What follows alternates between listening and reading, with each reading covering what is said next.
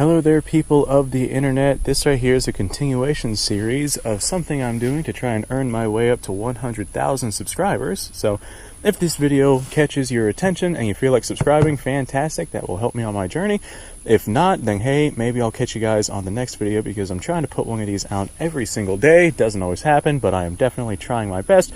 And what I'm doing is I'm going through all of my guns. I have a huge arsenal and we're talking about the history and development and whatnot, and we're shooting the ones that I actually have the ammunition to be able to shoot. So in one of our previous videos, I had talked about cap and ball revolvers. As a matter of fact, I talked about those on numerous occasions.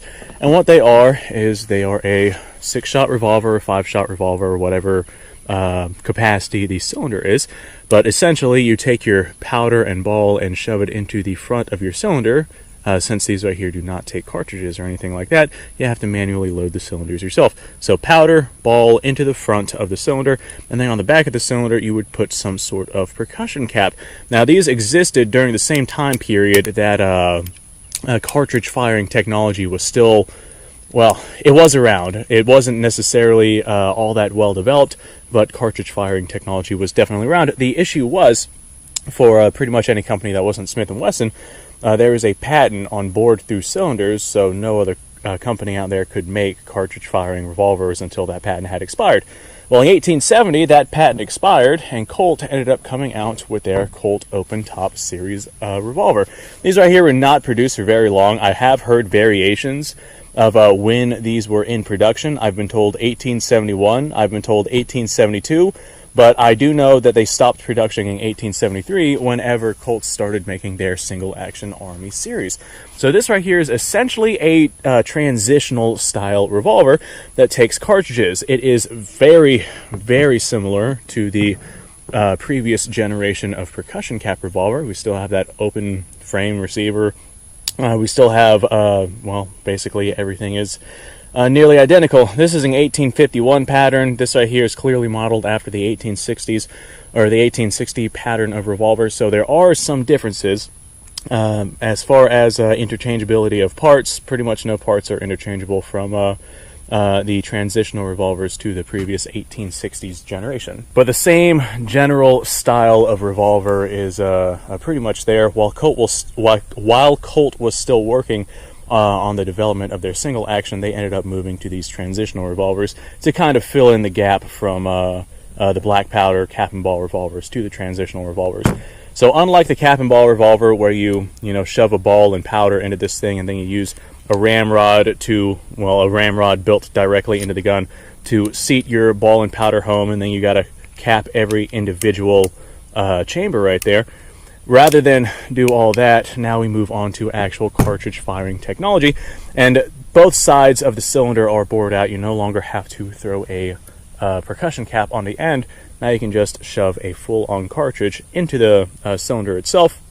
Just like this right here, there's a loading gate on the side of these revolvers. Stick that out to a partial cock so you can go ahead and rotate your cylinder freely, and you can just kind of shove your cartridge into your revolver just like that. Since we're not ready to fire, I'm going to go ahead and take this back out, but let's go ahead and just pretend that there's a cartridge in there. After that, you would close up your cylinder whenever you have all of your, or you would close your loading gate whenever you have all of your cylinders loaded. And since these are what are they called, single action only revolvers, you got to cock your hammer back with every shot that you're going to fire. So whenever your hammer is back fully cocked, the cylinder no longer moves and your chamber is properly lined up. Pull the trigger, hammer drops, goes bang, and you do that until you are out of ammunition. After that, you reopen your cylinder gate, half cocked, to be able to cycle this thing around, and then you have an ejection rod built onto the revolver itself, which will push the spent cartridges out of the cylinder. Alright, that all being said, I have some stuff going on out here on the range, and it sounds like we have ourselves a tractor guy that is back. So we're going to go ahead and take a second here in a second and load these up and send some lead down range and talk about them a little bit more. Okay, so now I am back out here doing the things that I'm doing. I can't quite remember where I left off with the previous segment, so I'm just going to go ahead and dive right into this thing. I know that the previous generations of this style of open-framed revolver, trying to adjust my camera there a little bit, had the rear sight actually attached to the hammer itself. And so as a result, those guns were notorious for shooting high. Well, this particular model, the 1872/1871/ just Colt open top, there's kind of some variations in how it is that the designation has been designated. Thank you, Kevin! Where is Kevin? I don't see him in that direction, so at least we'll be fine that way. But these right here do have a rear sight that is actually on the barrel as opposed to being on the hammer itself. And this right here gives a nice straight sight picture, and that right there does yield to being a very, very accurate system. Now, just like stated before, go ahead and open this thing up, put her in half cock so I can rotate the cylinders. I've only got a couple of hand-loaded 38 special rounds here, so there's only so much that I can do with these. These are 38 special, right? Yeah. Making sure they're not 357s, because those will not work in this revolver. But these are 158 grain projectiles. These are loaded with tight group, and this should give us a really good result at the distances that we are currently at. So I've only got 3 rounds. Now, normally with revolvers like this, so you don't have your firing pin resting on a primer, you will actually have an empty chamber that you can set your hammer down on top of so you can carry around your revolver safely. So the cowboy method of loading a revolver of this style is you would actually load 1 cylinder, skip a cylinder, and then load 4 shots, so you have a grand total of 5 and an empty chamber. And then whenever you cock your hammer back, because of the orientation of this 6-shot revolver, and you drop your hammer down, it will land on an empty chamber. In this particular case, I've only got 3 rounds here, so we don't have to worry about doing that. Not only that, but we're out here at a gun range. So I'm going to go ahead and actually step right over here and adjust my camera a little bit here. There we go. That looks all right-ish. Let's go ahead and send a couple of rounds downrange with this thing. Right off the bat, I've always liked how steampunk looking these guns are. Like, they look like something that would come straight out of a steampunk style or genre aspect of history. If you don't know what steampunk is, then go ahead and do some research on that. But I'm just going to go ahead and send a round. This is just soft lead, hand-loaded, cast lead ammo. And yeah, not too much recoil behind it. These are just 38 special rounds after all. And there's my 3 rounds. You can really smell the gunpowder coming out of this one.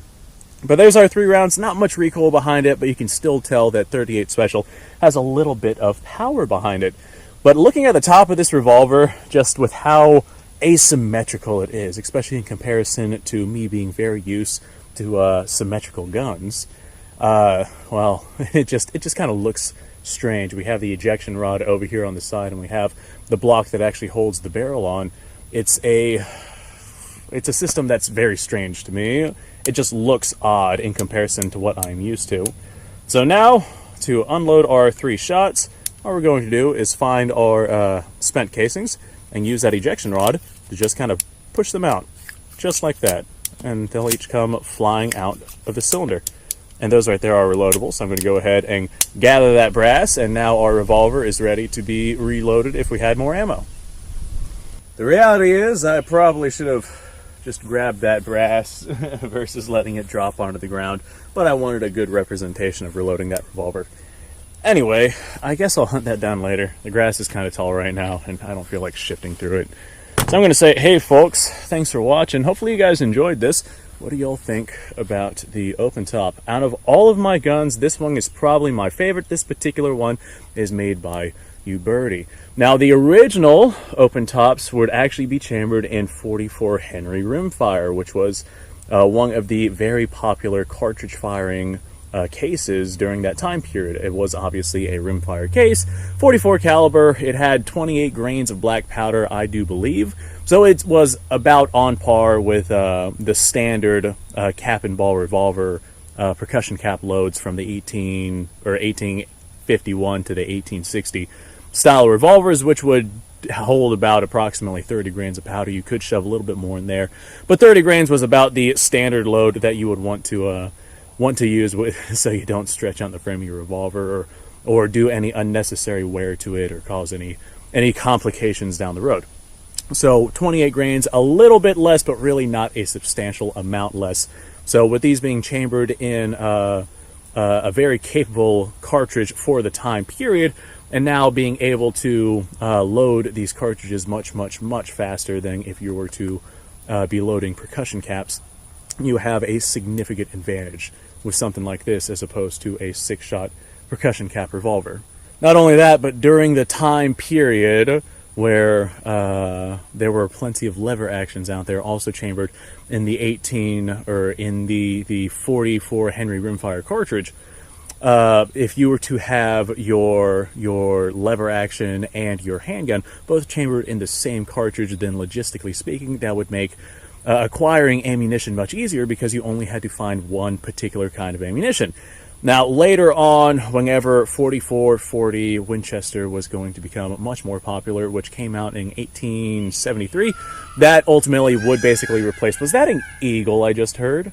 That ultimately would replace the 44 Henry rimfire cartridge, just because it is a dramatically more powerful, more capable centerfire cartridge, which can actually be reloaded, unlike the 44 Henry rimfire. So 44 Henry rimfire was good for the day, but whenever the technology progressed that surpassed it, it was definitely deemed well, obsolete by like the 1920s. They stopped producing the ammo for it, and people stopped using it in favor for more modern production systems.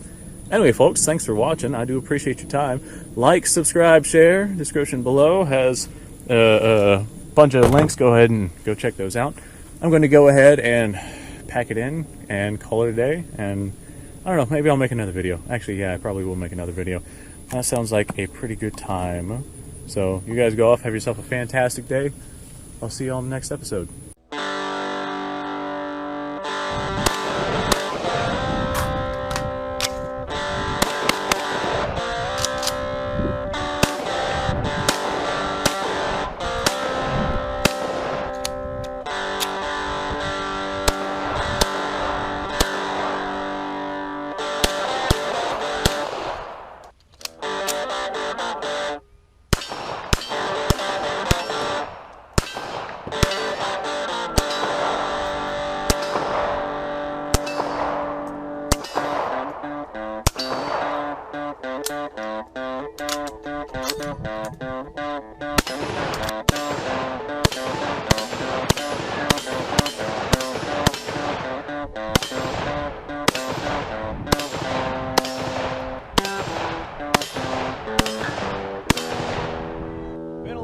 Since I've done this.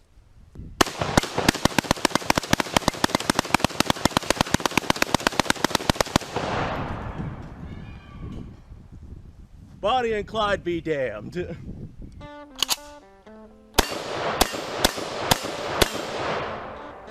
Poor man's Garrett.